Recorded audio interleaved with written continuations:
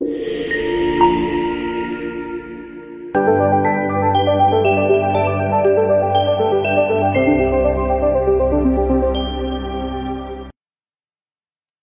Back to nursing Pathsala. Hello my dear students, কেমন আছো তোমরা? এক্সাম আর খুব বেশি বাকি নেই এবং আমি আশা করছি তোমরা খুব মন দিয়ে পড়াশুনো করছো। আজকের সিরিজে তোমাদের জন্য থাকছে বেশ কিছু অ্যানালিটিক্যাল কোশ্চেন, যেগুলোর জন্য একটুখানি তোমাদের মাথা কাটাতে হবে। এক্সামে এই টাইপের কিছু কোশ্চেন থাকে এবং সেই কথা মাথায় রেখেই আজকের এই কোশ্চেনগুলো। চলো শুরু করা যাক। প্রথমেই রয়েছে তোমাদের জন্য একটা ছোট্ট অ্যানাউন্সমেন্ট। মক টেস্ট সিরিজ রয়েছে পোস্ট বেসিক এবং এমএসসি নার্সিং এর স্টুডেন্টসদের জন্য সেপারেট কোশ্চেন পেপার। যারা পরীক্ষা দিয়ে প্রিপারেশন নিতে চাও, যারা পরীক্ষা দেওয়ার আগে আরো বেশ কিছুবার পরীক্ষা দিয়ে প্র্যাকটিস করতে চাও, তোমাদের জন্য রয়েছে সেই সুযোগ। জয়েন করতে চাইলে ডিসক্রিপশন বক্সে দেওয়া লিঙ্কে কন্ট্যাক্ট করে নিও বা স্ক্রিনে দেওয়া নাম্বারে হোয়াটসঅ্যাপ করো। চলো দেখে নিই আজ প্রথম কোশ্চেন কি রয়েছে তোমাদের জন্য। ফার্স্ট কোশ্চেন রয়েছে অবস্টেটিক্স থেকে।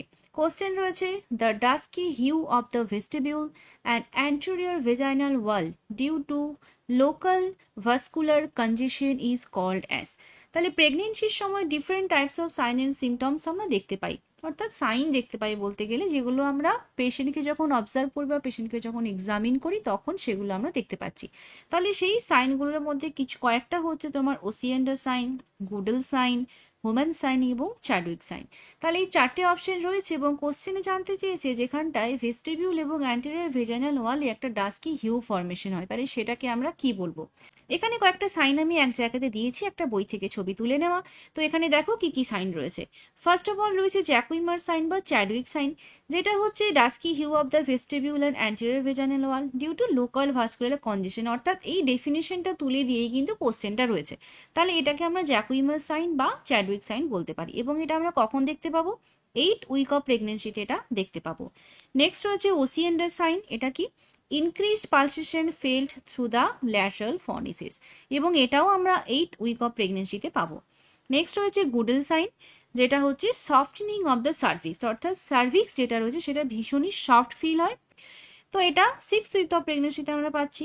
নেক্সট রয়েছে হেগার সাইন, যেটা কীরকম ভাবে হয়, আমরা যখন বাইম্যানুয়াল এক্সামিনেশন করি তখন 2 ফিঙ্গার্স যদি অ্যান্টেরিয়র ফর্নিক্সে দেওয়া হয় এবং আর দুটো ফিঙ্গার যদি ইউটেরাসের ওপরে দেওয়া হয় তাহলে একে অন্যকে টাচ করে, এই সাইনটাকে আমরা হেগার সাইন বলি এবং ইসমাসের সফটেনিং এর জন্য এই সাইনটা হওয়া পসিবল হয়। এটা 6 to 10 উইক অফ প্রেগনেন্সিতে দেখা যায়। লাস্ট রয়েছে পামার সাইন। পামার সাইন অর্থাৎ একটা ইউটেরাইন কন্ট্রাকশন যেটা রেগুলার এবং রিদমিক প্যাটার্নে হয়, যেটা বাইম্যানুয়াল এক্সামিনেশন যখন আমরা করছি তখনই ফিল করতে পারবো। তো এই বাইম্যানুয়াল এক্সামিনেশনে যে রেগুলার এবং রিদমিক ইউটেরাইন কন্ট্রাকশন ফিল হয় সেটাকে পামার সাইন বলা হয় এবং এটাও 6 to 8 উইক অফ প্রেগনেন্সিতে পাওয়া যায়।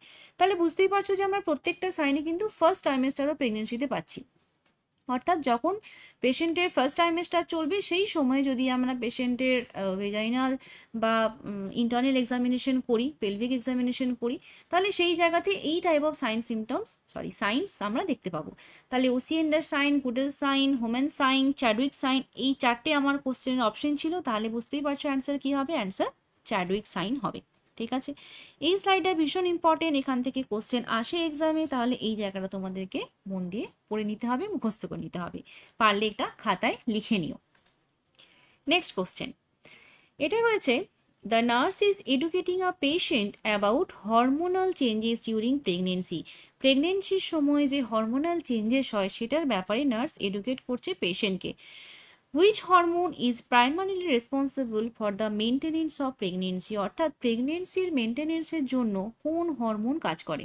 এখানে অপশন রয়েছে ইস্ট্রোজেন, প্রোজেস্টেরন, এইচসিজি এবং হিউম্যান প্লাসেন্টাল ল্যাক্টোজেন। তাহলে এই চারটে হরমোনই কিন্তু ডিউরিং প্রেগনেন্সিতে থাকে এবং প্রত্যেকটা হরমোনেরই কিছু না কিছু পার্টিকুলার ফাংশন রয়েছে, তাই তো? তাহলে সেটা যদি দেখা হয়, প্রথমত কোশ্চেনের অ্যান্সার, প্রেগনেন্সিকে মেনটেন করার জন্য যে হরমোন রেসপন্সিবল থাকে সেটা হচ্ছে আমাদের প্রোজেস্টেরন হরমোন। এইসিজি হরমোন তোমরা জানো যে ডিউরিং প্রেগনেন্সিতে যে প্রেগনেন্সিটাকে কন্টিনিউ করে নিয়ে যাওয়া, এবং এই যে এইসিজি হরমোনটা রয়েছে এটা কিন্তু প্রেগনেন্সির সময় যে আমরা প্রথম দিকে যে প্রেগনেন্সি চেক আপ করি, হ্যাঁ, সেই সময়টা কিন্তু এই পার্টিকুলার হরমোনটাই পাওয়া যায়, অর্থাৎ ফার্স্ট ট্রাইমেস্টারে কিন্তু এইসিজি হরমোনটা দিয়ে আমরা জানতে পারি যে পেশেন্ট প্রেগনেন্ট হয়েছে, আমরা যে ইউরিনের টেস্ট করছি অর্থাৎ প্রেগনেন্সি টেস্ট করছি, এইসিজি টেস্ট করা, এগুলোর মাধ্যমে আমরা বুঝতে পারছি এবং থ্রু আউট প্রেগনেন্সিতে কিন্তু এই এইসিজি হরমোনের ভূমিকা রয়েছে বিভিন্নভাবে। এরপরে রয়েছে তোমার হিউম্যান প্লাসেন্টাল ল্যাক্টোজেন। এই যে হরমোনটা রয়েছে এটা মেনলি ব্রেস্ট ফিডিং এর সাথে রিলেটেড, অর্থাৎ মিল্ক প্রোডাকশন এগুলো করতে হেল্প করছে। আর রইল বাকি ইস্ট্রোজেন। ইস্ট্রোজেনের কাজ কি? ইস্ট্রোজেন আমরা জানি কি যে নর্মালি যে সেকেন্ডারি সেক্সুয়াল ক্যারেক্টারিস্টিক্স হয় সেই ক্যারেক্টারিস্টিক্সগুলো মেনটেন করার জন্য এই ইস্ট্রোজেনটার প্রয়োজন। তাহলে ডিউরিং প্রেগনেন্সিতে যেমন ব্রেস্টের ডেভেলপমেন্ট করা, গ্রোথ অফ ইউটেরাস, এগুলোর জন্য কিন্তু যে প্রিপারেশন অফ বডি, তাই না, preparation of body for labour বা ফর চাইল্ড বার, সেটার জন্য কিন্তু ইস্ট্রোজেনের ভূমিকা রয়েছে। ঠিক আছে, তাহলে ইস্ট্রোজেন বুঝলে প্রজেস্টেরন হচ্ছে থ্রু আউট প্রেগনেন্সিটাকে মেনটেন করতে হেল্প করছে। এইসিজি হরমোন যেটা রয়েছে যেখান থেকে আমরা প্রেগনেন্সিটাকে ডিটেক্ট করতে পারি, এবং এই যে হরমোনটা রয়েছে সেটা থ্রু আউট প্রেগনেন্সিতে কিন্তু বিভিন্ন রকম হরমোনাল ব্যালেন্সকে মেনটেন করছে, প্রেগনেন্সিটাকে কন্টিনিউ করে নিয়ে যাচ্ছে, কিন্তু প্রাইমারিলি যে প্রজেস্টেরন যে কাজটা করছে সেটা কিন্তু এইসিজি করছে না। ঠিক আছে, আর প্লাসেন্টার ল্যাক্টোজেন বললাম যে প্লাসেন্টার যে তোমার ব্রেস্ট ফিডিং এর সময় ব্রেস্টের প্রিপারেশনে হেল্প করছে, আর তার সাথে সাথে ফিটালের গ্রোথ, ম্যাটার্নাল মেটাবলিজম, এগুলোতেও ছোট ছোট ভূমিকা রয়েছে, তবে মেনলি এটা ব্রেস্ট ফিডিং এর সাথে রিলেটেড। ঠিক আছে, তাহলে এটার অ্যান্সার বোঝা গেল। তাহলে মেনটেনেন্স অফ প্রেগনেন্সির জন্য কিন্তু প্রোজেস্টেরনের ভূমিকা রয়েছে। এই কোশ্চেনটা ভীষণ ইম্পর্টেন্ট, এটা ঘুরিয়ে ফিরিয়ে বিভিন্নভাবে কোশ্চেনে আসে। তাহলে প্রেগনেন্সি মেনটেন করতে প্রোজেস্টেরন হরমোন কাজে লাগছে। ঠিক আছে, বেশ। নেক্সট কোশ্চেন কি রয়েছে?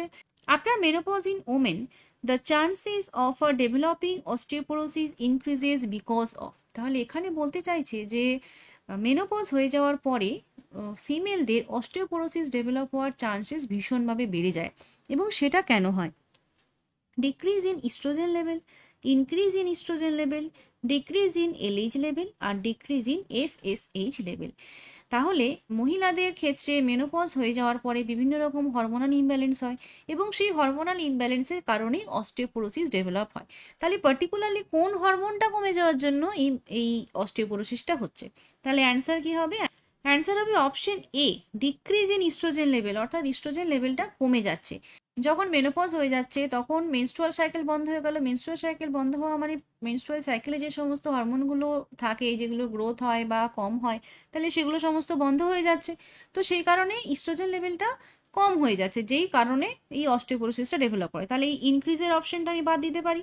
লিউটিনাইজিং হরমোন এইটা যদি চেঞ্জ হয়ে যায় তাহলে সেখানে বোনের লসের সাথে ডিরেক্টলি কোনো রিলেশন নেই। আর ফলিকল স্টিমুলেটিং হরমোন, এটারও কোনো ডাইরেক্ট রিলেশনশিপ নেই মেনোপজের জন্য। ঠিক আছে, তাহলে পার্টিকুলারলি ইস্ট্রোজেন যেটা রয়েছে, ইস্ট্রোজেনের কমে যাওয়ার জন্যই কিন্তু অস্টিওপোরোসিস বা বোন রিলেটেড যে উইকনেস, সেই জিনিসগুলো ফিমেলদের ক্ষেত্রে দেখা যাচ্ছে। ঠিক আছে, বেশ। Next, atropine is commonly used prior to administration of inhalant anaesthetics. তাহলে ইনহেলেশন অ্যানাস্থেশিয়ার আগে অ্যাট্রোপিন ইউজ করা হয়, কেন ইউজ করা হয়? এটা ইজি কোশ্চেন। তো এটার অ্যান্সার কি হবে? এটা হচ্ছে সিক্রেশনস।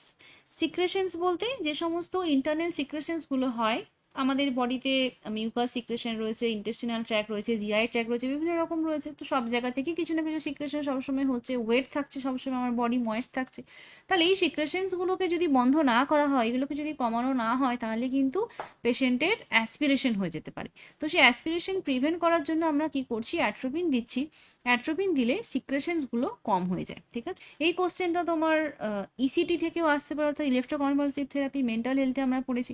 তাহলে ইলেকট্রোকনভালসিভ থেরাপি, সেখানেও অ্যাট্রোপিন দেওয়া হয়। ঠিক আছে, তাহলে এটার অ্যান্সার কি হলো? এটার অ্যান্সার হলো সিক্রেশনস। Next, the connection between umbilical vein and inferior vena cava in the fetal life is known as। তাহলে umbilical vein এবং inferior vena cava এই দুজনের মধ্যে যে কানেকশন থাকছে ডিউরিং ফিটাল লাইফ, সেটাকে আমরা কি বলছি? umbilical artery, ductus venosus, ductus arteriosus এবং pulmonary artery। Very very important question, paediatric থেকে বা চাইল্ড হেলথ নার্সিং থেকে, এই জায়গা থেকে কিন্তু এক্সামে কোশ্চেন আসে, অর্থাৎ congenital heart diseases. Congenital heart disease থেকে কিরকম কোশ্চেন আসে? এখান থেকে কোশ্চেন আসে, এই যেমন একটা রয়েছে আম্বিলিকাল ভেন, ইনফেরিয়র ভেনা কেভা, এদের মধ্যে একটা কানেকশন, এরকম হতে পারে।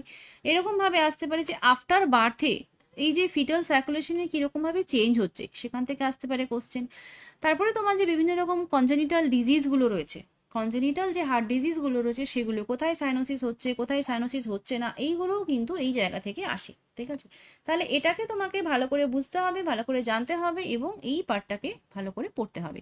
তাহলে এটার অ্যান্সার কি হবে? Connection between umbilical vein and inferior vena cava in the fetal life. Umbilical vein এবং ইনফেরিয়র ভেনা কেভার মধ্যে যে কানেকশন থাকে সেটাকে আমরা বলি ডাক্টাস ভেনোসাস। অর্থাৎ মায়ের কাছ থেকে আম্বিলিকাল ভেন দিয়ে ব্লাডটা কোথায় আসছে? বেবির বডিতে আসছে। তাহলে প্লাসেন্টা দিয়ে বেবির বডিতে ইনসার্ট হওয়ার পরে সেটা কিন্তু ইনফেরিয়র ভেনা কেভা দিয়ে হার্টে যায়।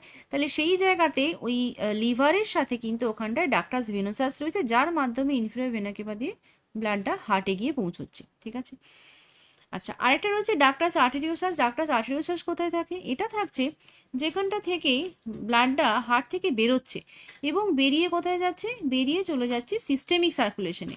তাহলে সিস্টেমিক সার্কুলেশন থেকে যে অ্যাওর্টার মাধ্যমে ব্লাড বেরোয়, আবার ওপরের দিকে তোমার কি রয়েছে? লাংস থেকে ব্লাডটা ফেরত আসছে। তাহলে সেই জায়গাতে কি থাকছে? একটা ডাক্টাস আর্টেরিওসাস থাকছে। এটা আফটার বার্থে কিন্তু বন্ধ হয়ে যাওয়ার কথা, কিন্তু আবার কখনো কখনো বন্ধ হয় না, যাই কারণে পেটেন্ট ডাক্টাস আর্টেরিওসাস ডিজিজটা হতে পারে। ঠিক আছে, তাহলে এটার অ্যান্সার হলো ductus venosus. Next, which of the following condition is associated with increased intraocular pressure? তাহলে ক্যাটারাক্ট বলতে আমরা কি বুঝি? ক্যাটারাক্ট বলতে আমরা বুঝি যে ওপ্যাসিটি অফ লেন্স, অর্থাৎ লেন্সটা কি হচ্ছে? ওপেক হয়ে যাচ্ছে বা সাদা হয়ে যায়, মানে যেটা ট্রান্সপারেন্ট থাকার কথা সেটা হোয়াইট হয়ে যাচ্ছে, যার ফলে আমরা দেখতে পাচ্ছি না। কনজাংটিভাইটিস হচ্ছে কনজাংটিভা ইনফ্লামেশন। রেটিনাইটিস অর্থাৎ রেটিনার ইনফ্লামেশন। আর গ্লকোমার ক্ষেত্রে কি হচ্ছে? ইন্ট্রাঅকুলার প্রেশারটা ইনক্রিজ হয়ে যাচ্ছে, ইন্ট্রাঅকুলার প্রেশার বেড়ে যাচ্ছে, যার ফলে কি হয়? পেন হয়, হলোজ অ্যারাউন্ড লাইট হয়, হেডেক হতে পারে, আরও বিভিন্ন রকম সাইন সিমটমস। ঠিক আছে, তাহলে গ্লকোমা ক্লোজ অ্যাঙ্গেল হয়, ওপেন অ্যাঙ্গেল হয়। গ্লকোমা টপিকটাও ইম্পর্টেন্ট এক্সামের জন্য, তোমরা এটাও কিন্তু একটু পড়ে নিও। Decubitus ulcer on scapula measures 1 into 2 into 0.8 centimeter and pink subcutaneous tissue is completely visible on the wound bed. Identify the stage. তাহলে ডিকুইবিটাস আলসার বা প্রেশার আলসারের কথা বলা হচ্ছে, এবং প্রেশার আলসারে কি বলছে? যে স্ক্যাপুলাতে যে প্রেশার আলসার রয়েছে তার সাইজটা দেওয়া রয়েছে 1 into 2 into 0.8 সেন্টিমিটার, এবং এখানে বলছে যে pink subcutaneous tissue completely visible রয়েছে উন বেডের ওপরে। তাহলে এটাকে আমরা কোন স্টেজ দেব? Stage 1, 2, 3 or 4? এখানে একটা ছবি দিয়েছি দেখো, এটার মাধ্যমে প্রেশার আলসারের যে 4টে স্টেজ খুব ভালোভাবে বোঝা যাবে। তাহলে দেখো, প্রথমে স্কিনের লেয়ারগুলো দেওয়া রয়েছে, এপিডার্মিস, তার নিচে ডার্মিস, তার নিচে সাবকিউটেনিয়াস ফ্যাট, তারপর সফট টিস্যু এবং লাস্টে রয়েছে বোন। তাহলে যখন ফার্স্ট স্টেজ থাকবে বা স্টেজ 1, সেখানে কিন্তু শুধুমাত্র স্কিন, অর্থাৎ স্কিনের মধ্যে কোনো স্কিন পিলিং নয়, শুধুমাত্র রেডনেস। ঠিক আছে, তাহলে স্কিনে রেডনেস থাকতে পারে, ডিসকালারেশন হবে স্কিনের, সেখানে গরম হতে পারে, ইডিমা বা পেন, এগুলো হচ্ছে স্টেজ 1। তাহলে স্টেজ 1-এ কিন্তু কোনো রকমের স্কিনের মানে ইনট্যাক্ট স্কিন থাকছে স্টেজ 1-এ। যখন স্টেজ 2-তে যাচ্ছে তখন এই ওপরের যে লেয়ারটা এপিডার্মিসটা লস হচ্ছে, অর্থাৎ স্কিন পিলিং। ঠিক আছে, যখনই স্কিন পিলিং হয়ে গেল, অর্থাৎ স্কিনটা ইনট্যাক্ট থেকে মানে কাট হলো, সেই জায়গাতেই সেটা স্টেজ 2-তে চলে গেল। তাহলে এখানটা এপিডার্মিস এবং তার সাথে সাথে ডার্মিসটাও ইনভলভ হতে পারে। ঠিক আছে, তাহলে একটা ব্লিস্টার হলো, একটা স্কিন পিলিং হলো, একটা অ্যাব্রেশন হলো, এগুলো সমস্তই কিন্তু স্টেজ 2-তে চলে যাচ্ছে। নেক্সট হচ্ছে স্টেজ 3। যখন স্টেজ 3-তে যাবে তখন এপিডার্মিস ডার্মিস তো থাকবেই, তার সাথে সাথে সাবকিউটেনিয়াস টিস্যুটাও ইনভলভ হবে। তাহলে 1, এই যে এপিডার্মিস, এটা ডার্মিস, তারপরে সাবকিউটেনিয়াস যখন ইনভলভ হয়ে যাচ্ছে তখন সেটা হয়ে যাচ্ছে স্টেজ 3। আর স্টেজ 4-এ যখন যাবে তখন ডিপেস্ট, অর্থাৎ সেখানটায় মাসেল এবং বোনও ইনভলভ হবে। ঠিক আছে, এইভাবে তাহলে আমরা প্রেশার আলসারের যে স্টেজিংটা সেটা করে থাকি। এবার কোশ্চেনে আমাকে বলেছে যে পিঙ্ক সাবকিউটেনিয়াস টিস্যু দেখা যাচ্ছে। তাহলে এখানে দেখো, সাবকিউটেনিয়াস টিস্যু যখন ইনভলভ হয়ে যায় তখন আমরা সেটাকে কোন স্টেজ বললাম? তখন আমরা সেটাকে স্টেজ 3 বললাম। তাহলে এটার অ্যান্সার কী হবে বুঝতে পারছো? যখন স্টেজ মানে পিঙ্ক সাবকিউটেনিয়াস টিস্যু যখন ইনভলভ হয়ে যাবে তখন সেটাকে আমরা স্টেজ 3 বলবো। এবার তাহলে এই মেজারটা কি? মেজারমেন্টটা কিছুই না, জাস্ট তোমাকে ভয় দেখানোর জন্য যে এটার অ্যান্সার কি হবে। তাহলে আমরা যে প্রেশার আলসারের যে স্টেজিং করব, স্টেজিংয়ে কিন্তু কোন লেয়ার অফ স্কিন ইনভলভ হয়েছে সেটার উপরে বেস করি আমরা স্টেজিং করে থাকি। সেখানে কিন্তু কতটা সাইজের হলো, কোথায় কোথায় হলো, সেগুলো আমাদের মেজারমেন্টের মধ্যে আসে না। ঠিক আছে, তাহলে যখন বেডসোরের স্টেজিং পড়বে তখন স্কিনের লেয়ারগুলো মনে রাখতে হবে এবং তার সাথে সাথে কোন লেয়ারটা কোন স্টেজে ইনভলভ হচ্ছে সেটুকু তোমাকে মুখস্থ করতে হবে। ঠিক আছে, চলো next question. A patient who is taking antipsychotics for 3 weeks, 3 সপ্তাহ ধরে অ্যান্টিসাইকোটিক্স চলছে। পেশেন্টের হাই গ্রেড ফিভার রয়েছে, রেস্ট সিপিকে রেস্ট হয়েছে এবং মায়োগ্লোবিনুয়া অর্থাৎ মায়োগ্লোবিন আর সিপিকে ইনক্রিজ হয়েছে। তাহলে এখানটায় ডায়াগনোসিস কি হবে? Neuroleptic malignant syndrome, acute dystonia, tardive dyskinesia আর অ্যাকাথিসিয়া। এই যে 4টে নাম বলা রয়েছে, এই 4টে নাম কোথায় রয়েছে বলো তো? এগুলো অ্যান্টিসাইকোটিক্সের যে সাইড এফেক্ট তার মধ্যে রয়েছে। অর্থাৎ অ্যান্টিসাইকোটিক্স ড্রাগ যদি পেশেন্টকে দেওয়া হয়, সেখানে পেশেন্টের মধ্যে কিছু কিছু সাইড এফেক্ট দেখা যায় এবং সেই সাইড এফেক্টগুলোর নামই এখানে বলা রয়েছে। এবারে কোনটায় কি দেখা যায় তার উপরে বেস করে এখানে কিছু সাইন সিমটমস বলা রয়েছে, সেই উপরে তোমাকে বলতে হবে যে এটা কোন ডিজিজের জন্য বলা হচ্ছে। দেখো, নিউরোলেপটিক ম্যালিগন্যান্ট সিনড্রোম যেটা হচ্ছে যে ইমিডিয়েট সাইড এফেক্ট আমরা বলে থাকি, এবং এই ডিজিজটার ক্ষেত্রে কিন্তু একমাত্র পেশেন্টের আমরা ফিভার দেখতে পাবো, আর কোনোটাতেই আমরা ফিভার দেখবো না। অর্থাৎ এই অ্যাকিউট ডিস্টোনিয়া, টার্ডিভ ডিসকাইনেসিয়া, অ্যাকাথিসিয়া এগুলো কোনোটাতেই ফিভার থাকবে না। তাহলে হাই গ্রেড ফিভার, রেস্ট সিপিকে, তারপরে তোমার সোয়েটিং হয়, ট্যাকিকার্ডিয়া, ব্লাড প্রেশার আনস্টেবল হয়ে যায়, ইউরিনারি ইনকন্টিনেন্স হতে পারে, স্যালাইভা সিক্রেশনস বেড়ে যেতে পারে, এইরকম কিছু সাইন সিমটমস, অর্থাৎ যেগুলোকে আমরা মানে ফিজিক্যাল সাইন সিমটমস বলি। তো এইগুলো কিন্তু এই জায়গাতে অর্থাৎ নিউরোলেপটিক ম্যালিগন্যান্ট সিনড্রোমের ক্ষেত্রে বেড়ে যায়। ঠিক আছে, তাহলে এটার অ্যান্সার নিউরোলেপটিক ম্যালিগন্যান্ট সিনড্রোম হবে। ঠিক আছে, তাহলে নিউরোলেপটিক ম্যালিগন্যান্ট সিনড্রোমের মধ্যেই একমাত্র হাই গ্রেড ফিভার দেখবে এবং এটার মধ্যেই তুমি ইমিডিয়েট সাইন সিমটমস দেখতে পাবে। ঠিক আছে, বেশ। এরপরে অ্যাকিউট ডিস্টোনিয়া রয়েছে। অ্যাকিউট ডিস্টোনিয়াতে আমরা কি দেখব? এখানটায় একটা অকিউলোজাইরিক ক্রাইসিস দেখা যায়। অকিউলোজাইরিক ক্রাইসিস অর্থাৎ এখানটায় যে চোখটা যেটা রয়েছে, চোখটা মনে হবে যেন বাইরের দিকে বেরিয়ে আসছে, অর্থাৎ আউটওয়ার্ড মুভমেন্ট অফ আইস। ঠিক আছে, এটা দেখা যায়। এছাড়াও তোমার নেক, জ, টাং এগুলোর মধ্যে একটা এন্টার বডিতে একটা ইনভলিউন্টারি মুভমেন্ট দেখা যায়, যেটাকে অপিস্থোটোনাসও বলা হয়, অপিস্থোটোনাস বলা হয়। এবং এই অকিউলোজাইরিক ক্রাইসিস, এই দুটোকে দেখে আমরা পার্টিকুলারলি অ্যাকিউট ডিস্টোনিয়ার কে আইডেন্টিফাই করব। ঠিক আছে, আচ্ছা। টার্ডিভ ডিসকাইনেসিয়া এটা কি? এটা হচ্ছে ডিলেড সাইড এফেক্ট, অর্থাৎ দেরি করে 6 মাস 1 বছর পরে পেশেন্টের সাইন সিমটমস দেখা যাচ্ছে। এবং এখানে কি হবে? এখানে কিছু ওই মানে মুভমেন্টের ডিসঅর্ডার সব জায়গাতেই, অর্থাৎ এই যে সাইড এফেক্টগুলো যেগুলোকে আমরা এক্সট্রা পিরামিডাল সিনড্রোম বলি বা ইপিএস বলছি, এই ইপিএসগুলো মেনলি পার্কিনসনে যেরকমভাবে হয়, একটা ট্রিমার রিজিডিটি এরকম থাকে, সেরকমই সবগুলোতেই কিছু না কিছু দেখা যায়। তাহলে টার্ডিভ ডিসকাইনেসিয়াতে আমরা এরকমই একটু ইরেগুলার কোরিও অ্যাথিটয়েড মুভমেন্ট দেখবো, হেড, লিম, ট্রাঙ্ক এই সবগুলোতে। তার সাথে সাথে কখনো মনে হবে যে পেশেন্ট সবসময় মুখে কিছু চেবোচ্ছে বা কিছু একটা মানে চকলেট খেলে যেরকম একটা মুখের এক্সপ্রেশন সেরকম কিছু একটা করছে। তো এইগুলো আমরা টার্ডিভ ডিসকাইনেসিয়াতে পাবো। আর একাথিসিয়াতে পেশেন্টের সবসময় মনে হবে যে আমি স্থির হয়ে বসতে পারছি না, অর্থাৎ একটা রেস্টলেসনেস ফিল হবে সবসময়, সেটাকে একাথিসিয়া বলা হয়। তাহলে এটা একটা subjective feeling of inner restlessness, এটা হলো রেস্টলেসনেস। ঠিক আছে, এটাকে আমরা অ্যাকাথিসিয়া বলছি। তাহলে acute dystonia, tardive dyskinesia, akathisia, neuroleptic malignant syndrome. আর কি থাকে এখানে? একটা নিউরোলেপটিক ইনডিউস পার্কিনসন থাকে বা সিউডো পার্কিনসনিজম থাকে, যেখানে ওই পার্কিনসন ডিজিজ হলে যেরকম সাইন সিমটমস হয় সেরকমই থাকে, ট্রেমর, রিজিডিটি এগুলো। তাহলে এগুলো সবগুলো কিন্তু এক্সট্রা পিরামিডাল সিনড্রোম হলো। এগুলো কোন ড্রাগের ক্ষেত্রে দেখবো আমরা? একটু অ্যান্টিসাইকোটিক ড্রাগের ক্ষেত্রে দেখবো। তাহলে এইটা কিন্তু ইম্পর্টেন্ট, অ্যান্টিসাইকোটিক ড্রাগ, তার ক্লাসিফিকেশন, তার যে এক্সট্রা পিরামিডাল সিনড্রোম, এটা কিন্তু ভীষণ ইম্পর্টেন্ট। তাহলে এই পার্টটাও তোমাকে খুব ভালো করে পড়তে হবে। Next question, which of the following vaccine is contraindicated in symptomatic HIV infection whose CD4 count is less than 400? তাহলে লেস দ্যান 400 যখন CD4 কাউন্ট হয়ে গেছে, তখন আমরা কোন ভ্যাকসিনটা দেব না। তাহলে এখানে আমাকে দুটো জিনিস জানতে হবে। একটা হচ্ছে যে CD4 কাউন্ট কোথায় কমে যায়, মানে কোথায় কমে যায় আমার না জানলেও চলবে, কিন্তু তার নর্মাল ভ্যালু কত, যে তার থেকে কমে গেলে কোনো ডিজিজ হবে, আর CD4 কাউন্ট কোন ডিজিজের ক্ষেত্রে কমে, এরকম আমাকে কিছু একটা ইনফরমেশন জানতে হবে, তবে আমরা এটার অ্যান্সার করতে পারবো। তাহলে CD4 কাউন্ট যেটা কমে গেলে কি হয়, আমাদের বডির যে ইমিউনিটি বা ইমিউন রেসপন্স সেটা কিন্তু অল্টার হয়ে যায়। ঠিক আছে, তাহলে CD4 কাউন্ট যেখানে কমে যাচ্ছে সেখানটা আমরা তাকে কি করতে পারবো না, কোনো লাইভ ভ্যাকসিন দিতে পারবো না। ঠিক আছে, তাহলে CD4 কাউন্টের সাথে রিলেটেড হচ্ছে আমার বডির ইমিউনিটি, এবং CD4 কাউন্ট যদি কমে যায় তাহলে আমি তাকে কোনো লাইভ ভ্যাকসিন দিতে পারবো না। এবারে এখানে ভ্যাকসিন কি কি রয়েছে, বিসিজি রয়েছে, টিটি রয়েছে, ডিপিটি রয়েছে এবং ইয়েলো ফিভার রয়েছে। তাহলে এগুলোর মধ্যে আমার লাইভ ভ্যাকসিন কোনটা? লাইভ ভ্যাকসিন কিন্তু বিসিজি, অর্থাৎ যেটা আমরা টিবির জন্য দিয়ে থাকি, তাই তো? তাহলে টিবি যদি হয় তাহলে মানে টিবি যাতে না হয় সেই কারণে আমরা এই ভ্যাকসিনটা দিচ্ছি, বিসিজি ভ্যাকসিন। তাহলে এটার অ্যান্সার কি হবে? এটা বিসিজি হবে।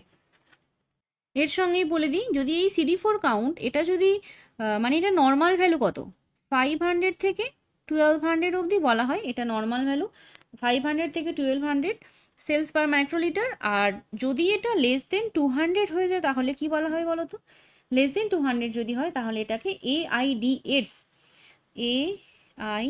AIDS অর্থাৎ অ্যাকিউট ইমিউনো ডেফিসিয়েন্সি সিনড্রোম। ঠিক আছে, তাহলে লেস দেন 200 যদি হয়ে যায় তাহলে এটা সিভিয়ারলি কম্প্রোমাইজ হয়েছে এবং তখন সেটাকে আমরা AIDS বলে থাকি। ঠিক আছে, তাহলে HIV ইনফেকশনে CD4 কাউন্ট কম হচ্ছে, CD4 কাউন্টের নর্মাল ভ্যালু 500 থেকে 1200, CD4 কাউন্ট লেস দেন 200 হয়ে গেলে সিভিয়ারলি কম্প্রোমাইজড হয়ে যায় এবং সেখানটা ইমিউন রেসপন্স একদমই লো হয়ে গেল বলা যেতে পারে।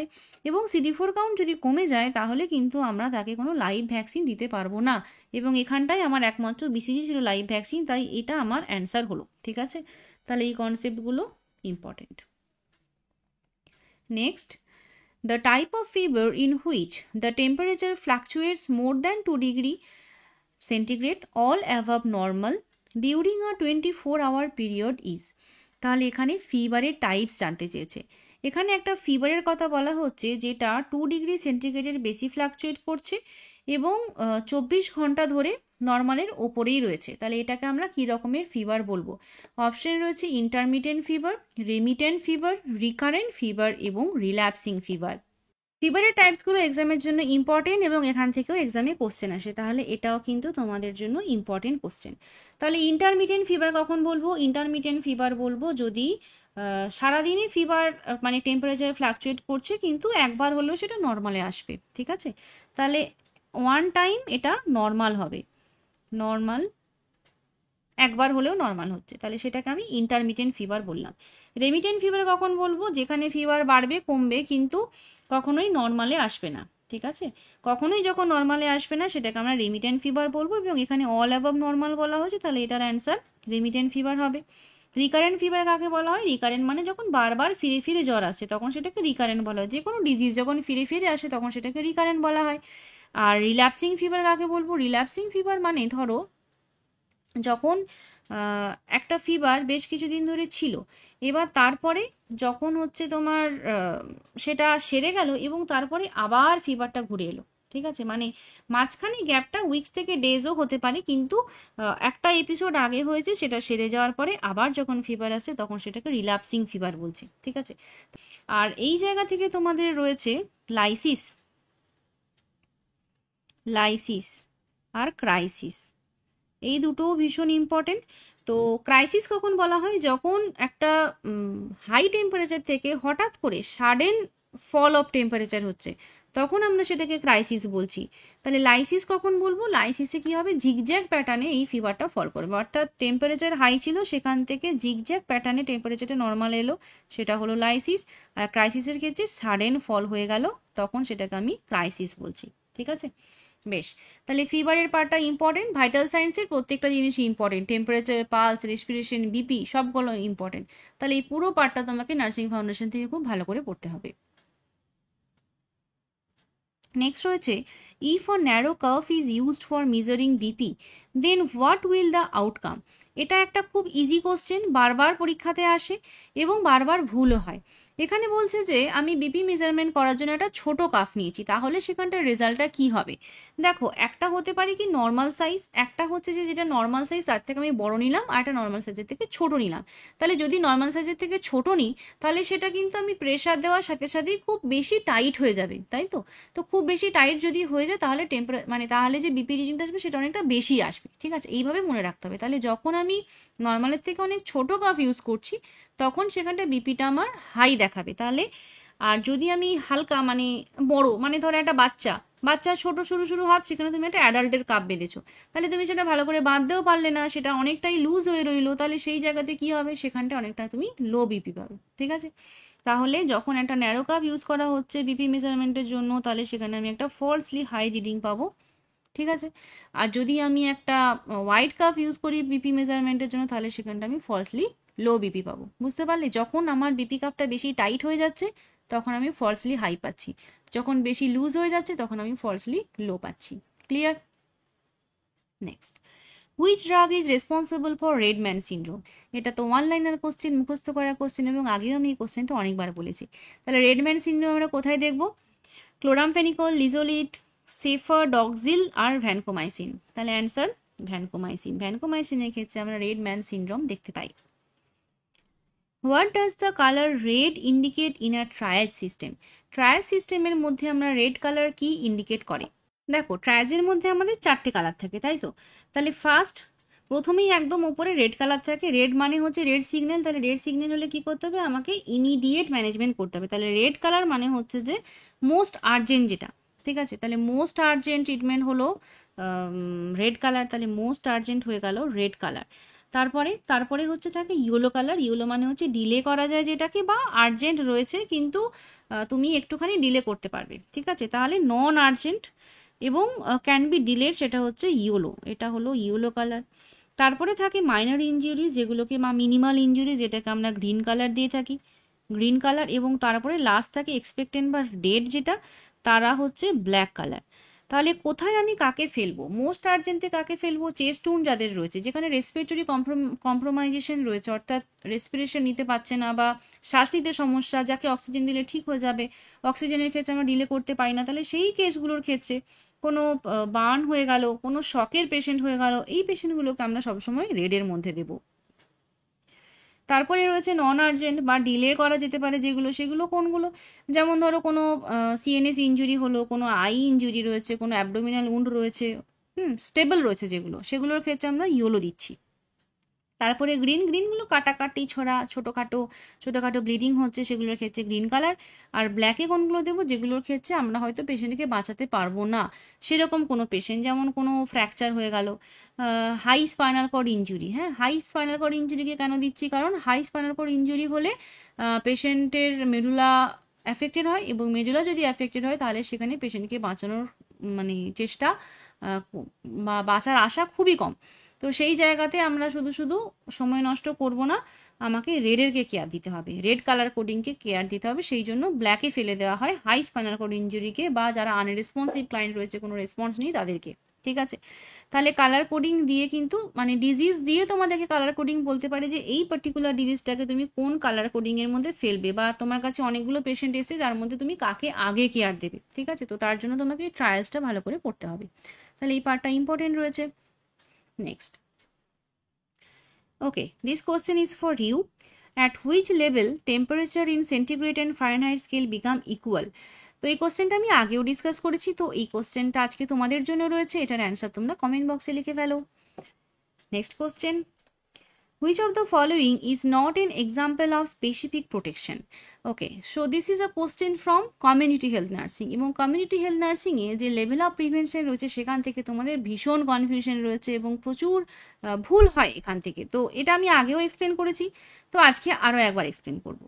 দেখো, আমাদের টোটাল 4টে রকমের প্রিভেনশন রয়েছে, তাই না? তাহলে প্রথমে থাকে প্রাইমোডিয়াল প্রিভেনশন, তারপরে থাকে প্রাইমারি প্রিভেনশন, দেন সেকেন্ডারি, দেন টার্সিয়ারি।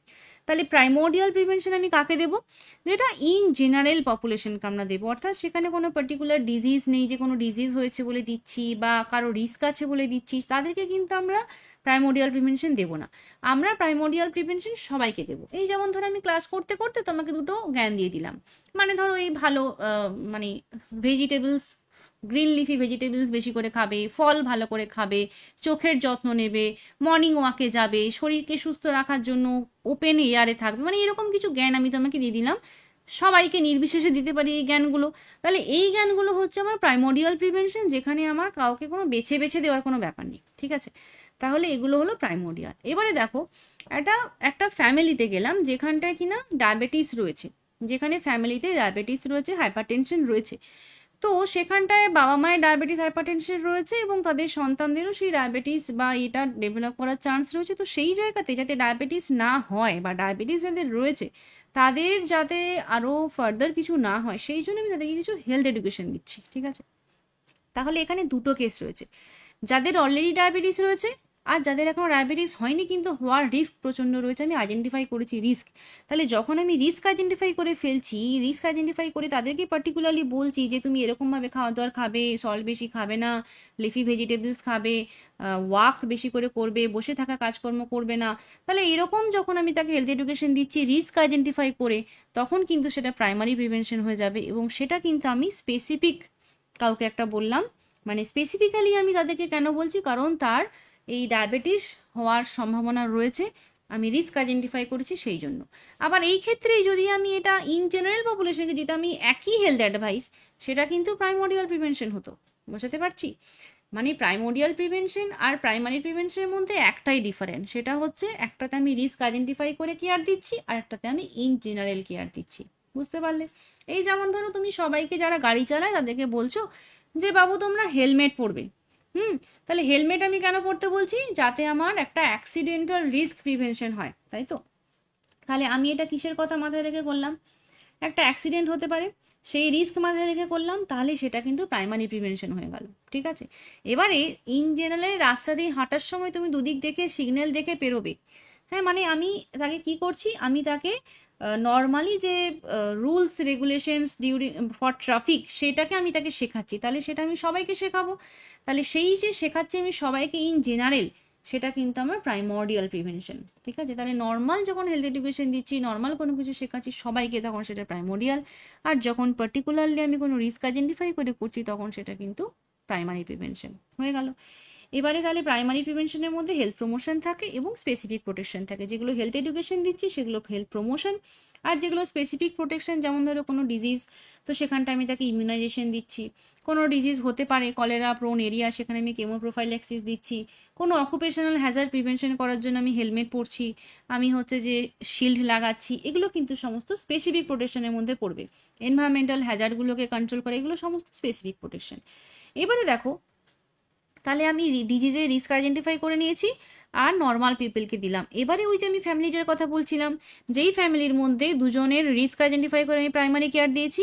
এবার যাদের অলরেডি ডায়াবেটিস রয়েছে, সেই ডায়াবেটিস যাদের রয়েছে তাদেরকে আমি কিছু হেলথ এডুকেশন দিচ্ছি যাতে তারা নিজেদেরকে কন্ট্রোলে রাখতে পারে, নিজেদেরকে মেনটেন রাখতে পারে, তারা রেগুলার মেডিসিন খায়। ঠিক আছে? তাহলে সেইগুলোর জন্য আমি তাকে কিছু হেলথ এডুকেশন দিচ্ছি, বা তাকে আমি মেডিসিনের সাথে অ্যাটাচ থাকতে বলছি, এই জিনিসগুলো বলছি। ঠিক আছে?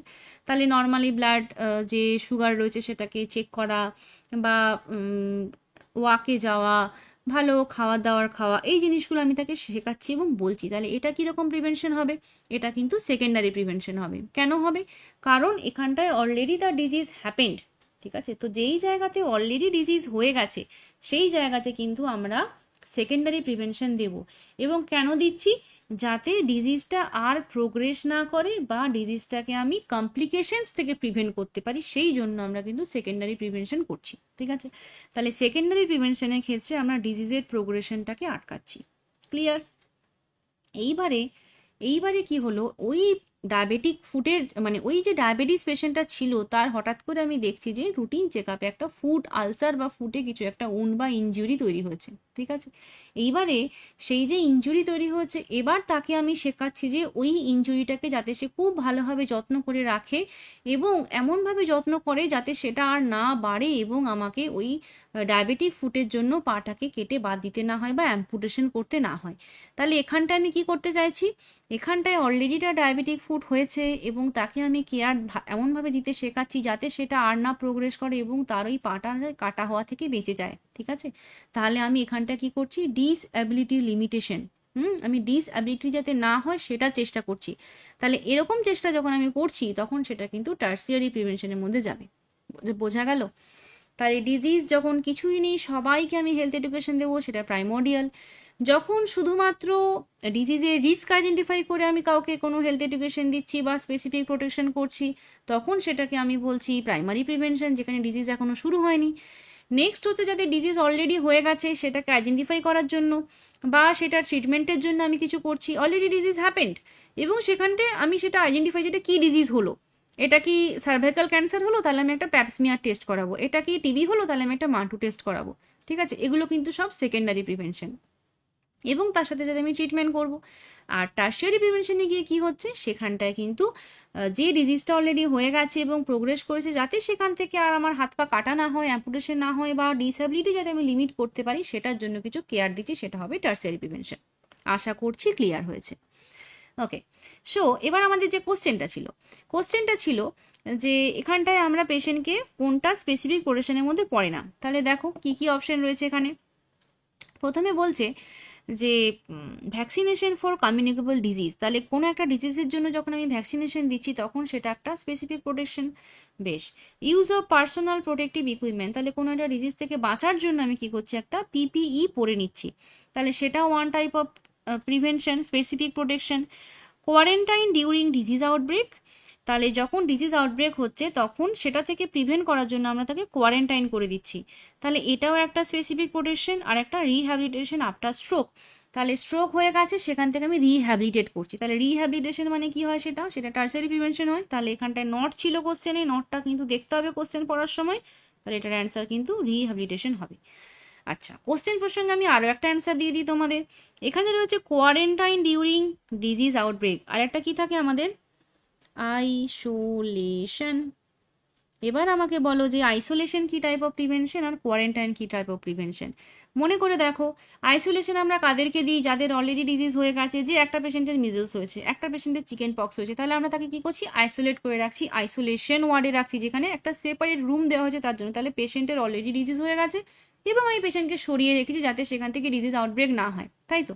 তাহলে সেটা কিন্তু আমার জন্য সেকেন্ডারি প্রিভেনশন, ঠিক আছে। কোয়ারেন্টাইন, এখনো ডিজিজ হয়নি, করোনা ভাইরাসের সংস্পর্শে এসেছে একজন, তো তার সাথে আমি আর কাউকে রাখছি না, অন্যদেরকে সরিয়ে নিচ্ছি। হ্যাঁ, তাহলে যার করোনা হলো সে কিন্তু আইসোলেশনে গেল, তাহলে সেটা হয়ে গেল আমার সেকেন্ডারি প্রিভেনশন। কিন্তু যাদের করোনা এখনো হয়নি, যারা এখন অব্দি সুস্থ আছে কিন্তু হতে পারে, তাদেরকে আমি কি করছি, সেপারেট করে দিচ্ছি। কেন করছি, যাতে তার মধ্যে ডিজিজ যদি হয়েও যায় তাহলে বাইরের আর কারোর কাছে না ছড়ায়, তাই তো? তাহলে এখানে কারোর কিন্তু এখন অব্দি ডিজিজ হয়নি, তাহলে কোয়ারেন্টাইন যখন ডিজিজ হলো না তখন কিন্তু সেটা প্রাইমারি প্রিভেনশন, তাই তো? কারণ ডিজিজ এখনো হয়নি, তাই না?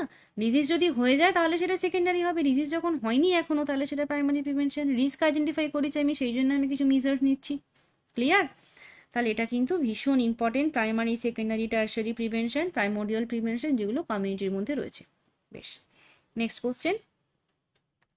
A nurse is providing oxygen therapy via a non-rebreather mask at a flow rate of 10 liters per minute. What percentage of oxygen should the nurse expect to patient receive? তাহলে এখানে পেশেন্টকে এনআরবিএমএ মাস্কে অক্সিজেন দেওয়া হয়েছে, 10 লিটার পার মিনিট রেটে oxygen দেওয়া হয়েছে, এবং এখানটায় কতটা রেটে পেশেন্ট অক্সিজেন, মানে কতটা অক্সিজেন পেশেন্ট রিসিভ করতে পারবে, সেইটা আমার কাছে কোশ্চেনে জানতে চেয়েছে। তাহলে এনআরবিএম মাস্কে আমরা সব থেকে বেশি অক্সিজেন দিতে পারি, এটা আমরা পড়েছি। তাহলে এটার অ্যান্সার কি হবে, ইজি কোশ্চেন, 90 থেকে 95%, তাই তো? কারণ হাইয়েস্ট পার্সেন্টেজ যেটা হবে সেটাই আমরা এনআরবিএম এর মাধ্যমে দেব। বেশ, next. In mass casualty situation, a patient with a high spinal cord injury who is unresponsive would be assigned with which triage color? তাহলে এটার অ্যান্সার আমি অলরেডি তোমাদের দিয়ে দিয়েছি, তাই না? তাহলে যেখানটায় একটা হাই স্পাইনাল কর্ড ইনজুরি রয়েছে এবং এখানে বলা হচ্ছে যে একটা ক্যাজুয়ালিটি সিচুয়েশন, তাহলে এখানে আমাকে কিসের কথা জানতে চেয়েছে, ট্রায়াজের কথা বলা হচ্ছে। তাহলে ট্রায়াজ সিচুয়েশনের ক্ষেত্রে হাই স্পাইনাল কর্ড ইনজুরিকে আমরা কোথায় ফেলবো বলেছিলাম, ব্ল্যাকে ফেলবো বলেছিলাম, কারণ তার বাঁচার সম্ভাবনা খুবই কম। Next, a patient has a blood pH of 7.3, PCO2 50 R HCO3 24, তাহলে এখানটায় পেশেন্টের কি হয়েছে বলতে হবে। আচ্ছা, এবিজি অ্যানালিসিস কি এখনো কঠিন লাগে? আশা করি লাগে না।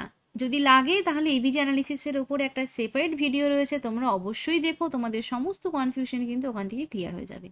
তো এই কোশ্চেনের অ্যান্সার আমরা কিভাবে করব, এটার অ্যান্সার করার জন্য আমাদেরকে নর্মাল ভ্যালুসগুলো একবার জানতে হবে।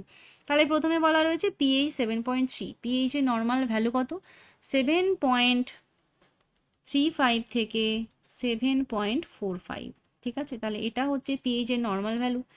আচ্ছা, এখানে কত রয়েছে, পিএইচ 7.30, তাহলে এটা কম না বেশি, নর্মালের থেকে কম রয়েছে, তাই তো?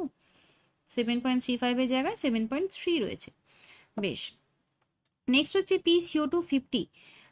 PCO2 50 মানে কার্বন ডাইঅক্সাইড। তাহলে কার্বন ডাইঅক্সাইডের ভ্যালু এই যে 7.35 থেকে 7.45 বলেছি, এখান থেকেই মনে রাখবে এটা হচ্ছে 35 থেকে 45। তাহলে এই ভ্যালুটা কি রয়েছে, এটা বেশি রয়েছে। ঠিক আছে। আচ্ছা, ACO3 24, ACO3 এর ভ্যালু এখানে নর্মাল। ACO3 ভ্যালু 22 থেকে 26 বা 28 বিভিন্ন বইতে বিভিন্ন রকম রয়েছে, তবে 24টা নর্মাল ভ্যালু। এবারে আমাকে বলতে হবে যে এটা কি রকমের অল্টারেশন হয়েছে। তাহলে প্রথমে মনে রাখবে যে পিএইচ যদি 7.4-এর থেকে কম হয় তাহলে সেটা হয় অ্যাসিডোসিস, আর যদি 7.4-এর থেকে বেশি হয় তাহলে সেটা হয় অ্যালকালোসিস। তাহলে 7.30 মানে কম, তাহলে সেটা কি হবে, আমার অ্যাসিডোসিস হবে। তাহলে অ্যাসিডোসিসে এই একটা অপশন রয়েছে আর অ্যাসিডোসিসে এই একটা অপশন রয়েছে। এবারে কি হবে, এবারে হচ্ছে কার্বন ডাইঅক্সাইডের ভ্যালুটা অল্টার হয়েছে আর মেটাবলিকের ভ্যালুটা প্লেন রয়েছে, নর্মাল রয়েছে। তাহলে যখন কার্বন ডাইঅক্সাইডের ভ্যালু অল্টার হবে তখন সেটা রেসপিরেটরি হবে, এক কথায় সহজভাবে। ঠিক আছে। তাহলে রেসপিরেটরি ভ্যালুস অল্টার হয়েছে মানে ওটা রেসপিরেটরি অ্যাসিডোসিস হবে, মেটাবলিকটা হবে না। ঠিক আছে। তাহলে এটার অ্যান্সার রেসপিরেটরি অ্যাসিডোসিস হবে। এবার যদি বলো যে এরকম করে করবো না, একটু ভালো করে শিখবো, তাহলে তার জন্য কি রয়েছে, ROME formula, ROME, respiratory opposite metabolic equal. কীরকমভাবে করবে, এখানটায় এই যে পিএইচের জায়গায় আমি এরকম অ্যারো দিলাম না, সেরকমভাবে পিএইচের অ্যারোটা নিচের দিকে হয়েছিল আর রেসপিরেটরির ভ্যালুটা ওপরের দিকে হয়েছিল। এই যে দুটো অ্যারো অপোজিট সাইডে রয়েছে, এটাকেই অপোজিট বলা হচ্ছে। আর মেটাবলিকের ক্ষেত্রে কীরকম হবে, মেটাবলিকের ক্ষেত্রে এরকম হবে। অর্থাৎ তোমার কাছে যখন ভ্যালুসগুলো থাকবে তখন তুমি ভ্যালুসগুলোকে এই অ্যারো দিয়ে বুঝে নেবে যে পিএইচটা বাড়ছে না কমছে, আর যে PCO2 হোক বা ACO3 হয় সেটা বাড়ছে না কমছে। যদি দেখো যে দুটো অপোজিট ডিরেকশনে রয়েছে তাহলে সেটা রেসপিরেটরি হবে, যদি দেখো সেটা ইকুয়াল ডিরেকশনে রয়েছে তাহলে সেটা মেটাবলিক হবে। বুঝতে পারলে। আর একটা কি রয়েছে, অ্যাসিডোসিস আর অ্যালকালোসিস। 7.4 এটা হচ্ছে যে মিডিল ভ্যালু, মানে 7.35 বা 7.45-এর। তাহলে এই দিকে গেলে অর্থাৎ 7.3, 7.2 এরকম হলে এটা অ্যাসিডোসিস, আর যদি এদিকে যায় তাহলে সেটা অ্যালকালোসিস। ক্লিয়ার? সহজ নয়? ভীষণ সহজ। আর একবার দেখে নিও, মনে পড়ে যাবে। চলো next question. 24-hour fluid calculation for a 65 kg patient with 45% burn। এটাও অনেকবার হয়েছে। তো বার্নের ফ্লুইড ক্যালকুলেশন করার জন্য আমাদেরকে পার্কল্যান্ড ফর্মুলা জানতে হবে। ফর্মুলা হচ্ছে পার্কল্যান্ড ফর্মুলা। কিভাবে করব আমরা, 4 দিয়ে গুণ করব টোটাল বডি সারফেস এরিয়াকে এবং পেশেন্টের ওয়েটকে। তাহলে 4 × 45 × 65। তো এখান থেকে যে ভ্যালুসটা বেরোবে সেই ভ্যালুটা আমরা টোটাল 24 আওয়ার্সে দেবো। তাহলে এটা গুণ করলে কত হয়, তোমরা গুণ করে দেখো, এটার অ্যান্সার 11,700 হবে। ঠিক আছে। আচ্ছা, এবারে এই যে টোটাল ফ্লুইডটা এই ভলিউমের হাফ, অর্থাৎ এটাকে 2 দিয়ে ভাগ করলে যেটা হবে সেটা আমরা ফার্স্ট 8 আওয়ার্সে দেবো। ঠিক আছে। তারপরের যে বাকি হাফ অ্যামাউন্ট রয়েছে সেটাকে আমরা বাকি 16 আওয়ার্সে দেবো। ঠিক আছে। 16 আওয়ার্সে আবার ভাগ করে নেব। তাহলে এইভাবে আমাদেরকে ফ্লুইড ক্যালকুলেশন করতে হয়। আর বডি সারফেস এরিয়ার জন্য আমাদের কি ফর্মুলা রয়েছে, রুল অফ 9 রয়েছে অ্যাডাল্টদের জন্য। ঠিক আছে। আর বাচ্চাদের জন্য রুল অফ 5 রয়েছে, লুন্ড অ্যান্ড ব্রাউনার চার্ট রয়েছে। তাহলে এগুলোর মাধ্যমে আমরা বডিতে যে সারফেস এরিয়া বার্ন হচ্ছে সেটা ক্যালকুলেট করতে পারি।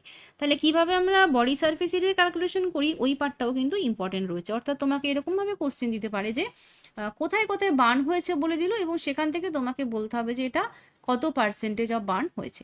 ঠিক আছে। Next, a patient complaining visual disturbance, nurse knows it is the side effect of which drug। তাহলে কোন ড্রাগের সাইড এফেক্টের জন্য ভিজুয়াল ডিস্টারবেন্স হয়, ইথামবিউটল, পাইরাজিনামাইড, রিফাম্পিসিন আর লিথিয়াম। তাহলে আগের ক্লাসেও বোধহয় এরকম একটা কোশ্চেন ছিল যেখানে আমাদের টিউবারকিউলোসিসে বা অ্যান্টি টিউবারকুলার ড্রাগের সাইড এফেক্টের উপর একটা কোশ্চেন ছিল। তাহলে তোমাদেরকে বলেছিলাম এটা পড়তে হবে, ভীষণ ইম্পর্টেন্ট। তাহলে কিভাবে মনে রাখবে, দেখো ভিজুয়াল ডিস্টারবেন্স মানে সেটা হচ্ছে আই। ঠিক আছে। আচ্ছা, আই থেকে যখন কোনো সমস্যা হবে, মানে আইতে যখন কোনো সমস্যা হবে তখন তার অ্যান্সার হবে এই ই ফর ইথামবিউটল। ঠিক আছে, ইজি না? তাহলে ইথামবিউটলে আমাদের আইতে ডিস্টারবেন্স হবে। আচ্ছা, রিফাম্পিসিনের মধ্যে কি রয়েছে, আর। তাহলে রিফাম্পিসিনে কি হবে, রেড অর অরেঞ্জ ডিসকালারেশন। ঠিক আছে। পাইরিজিনামাইড থেকে সেরকম বিশেষ কিছু হয় না, লিভার বা হেপাটাইটিস এরকম কিছু টক্সিসিটি হয়। তাহলে টক্সিসিটি লিখে দিলাম, টক্সিসিটি, লিভার টক্সিসিটি। এরপরে রয়েছে ইথামবিউটল, ইথামবিউটল হয়ে গেছে আইসোনায়াজাইড, আইসোনায়াজাইড। আইসোনায়াজাইডে কি হবে? পেরিফেরাল, পেরিফেরাল নিউরোপ্যাথি, নিউরোপ্যাথি হলো। আর এটা হলো স্ট্রেপ্টোমাইসিন, স্ট্রেপ্টোমাইসিন, স্ট্রেপ্টোমাইসিন থেকে ওটোটক্সিসিটি। ঠিক আছে, তাহলে এটা কিন্তু ভীষণ ইম্পর্ট্যান্ট, অ্যান্টিটিউবারকুলার ড্রাগের সাইড এফেক্ট এক্সামে আসে, তাহলে এটাকে মুখস্থ করে নিতে হবে। নেক্সট, আজকের লাস্ট কোশ্চেন। এখানে বলছে a patient is receiving IV heparin therapy, the nurse ensures the availability of which of the following medication. তাহলে পেশেন্টকে হেপারিন থেরাপিতে রাখা হয়েছে এবং নার্সকে দেখতে হবে যে কোন মেডিসিনটা যেন অবশ্যই অ্যাভেলেবেল থাকে। অপশানে রয়েছে calcium gluconate, protamine sulphate, vitamin K এবং অ্যাসিটাইল সিস্টিন। তাহলে কোশ্চেন এবং অপশনগুলো পড়ে বুঝতে পারছো যে এখানে হেপারিনের অ্যান্টিডোট হিসেবে বা হেপারিনের যদি টক্সিসিটি হয়ে যায় তাহলে তার অ্যান্টিডোট হিসেবে আমরা কী দিতে পারি সেটাই জানতে চেয়েছে। তাহলে হেপারিনের অ্যান্টিডোট প্রোটামিন সালফেট, এটা তোমরা সবাই জানো, অ্যান্সার এটাই হবে। আচ্ছা, ক্যালসিয়াম গ্লুকোনেট কার অ্যান্টিডোট হিসেবে কাজ করে? Magnesium sulphate, MgSO4। ম্যাগনেসিয়াম সালফেটে যদি টক্সিসিটি হয় তাহলে ক্যালসিয়াম গ্লুকোনেট সেটাতে হেল্প করে। ভিটামিন কে, ভিটামিন কে কার? ওয়ারফারিন। আর acetylcysteine, N acetylcysteine, এটা হচ্ছে PCM পয়জনিং, তাই তো। তাহলে ওয়ারফারিনের অ্যান্টিডোট হিসেবে ভিটামিন কে, প্যারাসিটামল পয়জনিংয়ের অ্যান্টিডোট হিসেবে অ্যাসিটাইল সিস্টিন। এরকম আরও কিছু ইম্পর্টেন্ট অ্যান্টিডোটস রয়েছে যেগুলো বিভিন্ন মানে কমন অ্যান্টিডোটস আর কি, সেগুলো তোমাদের টার্গেট হাইতে রয়েছে, সেখান থেকে তোমরা দেখে নিতে পারো।